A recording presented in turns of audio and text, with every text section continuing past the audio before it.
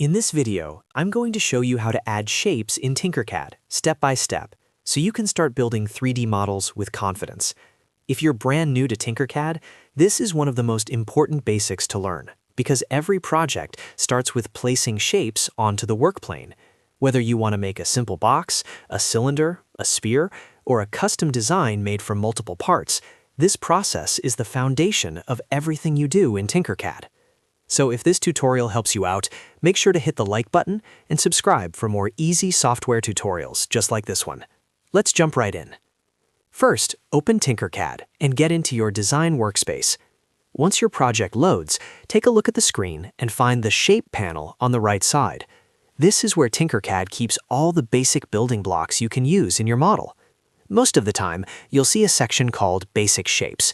If you don't see it right away, look for the drop-down menu in that same area, because Tinkercad lets you switch between different shape libraries, like design starters or electronics, depending on what you need. For this tutorial, we're focusing on the basic shapes, since these are the most common and the easiest to start with. Now, inside the Shape panel, you'll see a variety of shapes you can choose from. You might notice a box, a cylinder, a sphere, a cone, and many more. To add one to your project, simply click on the shape you want.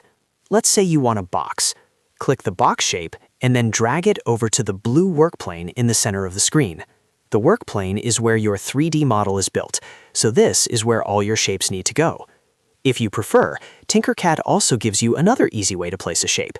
Instead of dragging it, you can click the shape in the panel once, then click anywhere on the workplane, and Tinkercad will drop that shape right there for you. This is really useful if you want faster placement or if you're adding several shapes one after another. After your shape appears on the workplane, you can click and drag it to move it around. You can also use the corner handles to resize it and the curved arrow to rotate it.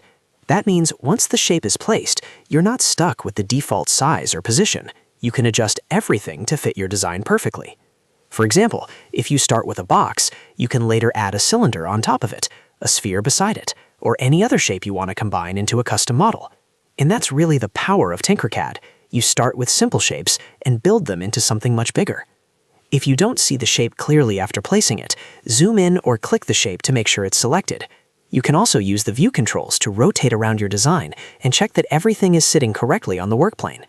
As you practice, you'll get faster at selecting, dragging, and dropping shapes, and this becomes second nature pretty quickly. So, to recap, open the Shape panel on the right, choose a shape from Basic Shapes or another library, and then drag it onto the workplane or click to place it directly. That's all it takes to start adding shapes in Tinkercad.